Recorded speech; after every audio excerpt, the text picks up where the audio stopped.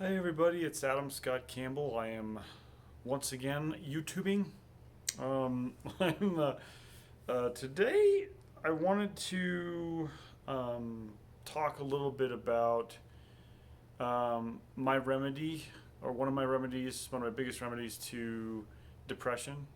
Depression is something I've dealt with probably since I was um, since before they found my first brain tumor at 9 years old.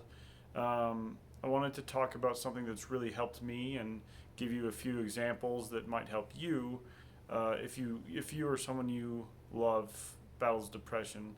Um, my main, of course, the main point is to find a way out of depression, find a way to resolve it. I'm not saying I hold the only the only remedy, but something that's helped me is something that my hypnotherapist, um, whose name is Steve Axtell, gave me probably about 5 years ago. Uh, he had this idea, and he told me maybe you should write a list of stellar life moments, stellar life moments list, and just write down the things that have happened in your life that were positive, that were happy, that were encouraging, that were that built you up, And so 5 years ago, I started doing that. I took that advice to heart, and I started doing stellar life moments and recording the things that I could remember from my life that had been happy, that had been positive. Um, Something that I'll start with is the first. Um, well, I'll start at the top of my list. No, I'll start with number two on my stellar life moments list. It is something that happened in junior year of high school, 11th grade, and um, this was a year after I had we had found out that my brain tumor that I'd had first when I was 9 years old had returned by the 10th grade, and um, so I was dealing with a lot of stuff, and something that happened to keep me going in junior year after that, happened um, happened at our high school. I went to Chatfield Senior High School in Littleton, Colorado. That's where I reside still.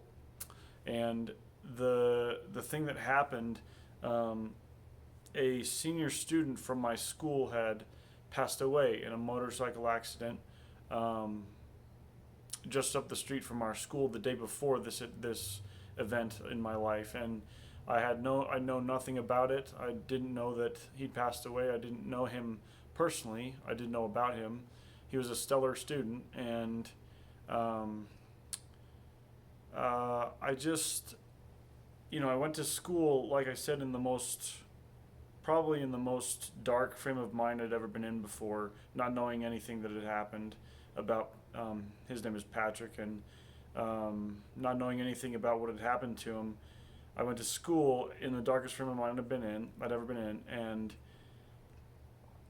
then I came out of school at lunchtime to go to lunchtime across the street, go to lunch across the street, and this um, this student's friends, maybe some faculty, fellow students, were all on the side of the school, gathered together, um, drawing farewells to him in colored chalk on the pavement. Um, and they're crying, they're holding each other. There's so much pain, and I can feel it. And I was wrapped up in my own pain, but their pain shot straight through mine, and it was like it just shattered my wall. And my thought was, holy cow, I can't just walk away. I have to do something to help them, because in my mind, their pain equaled my pain, and so that pain just was growing. And I went in the midst of all of them. I took my poetry binder out of my backpack, and I laid it on the ground in the midst of all the students there, and I drew a chalk line around it with a piece of colored chalk from their chalk bucket that they had that they were drawing farewells to him, to Patrick, on the ground. I drew a chalk line around my poetry binder, and I got up and I took my backpack and I walked away and went to lunch.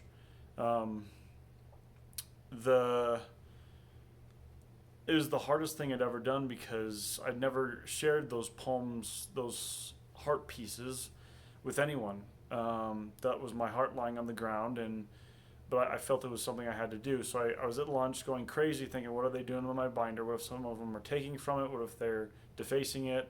You know, just crazy thoughts, of course. And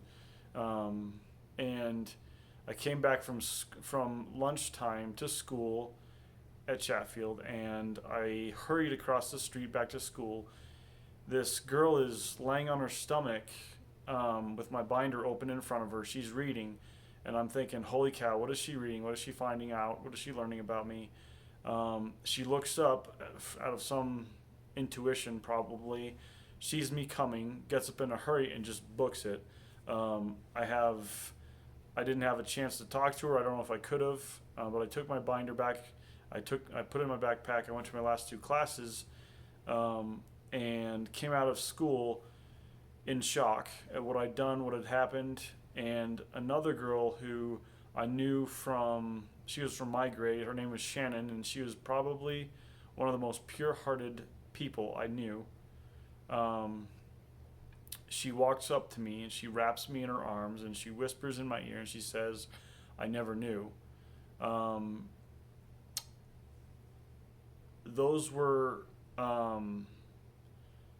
that was the most painful, powerful,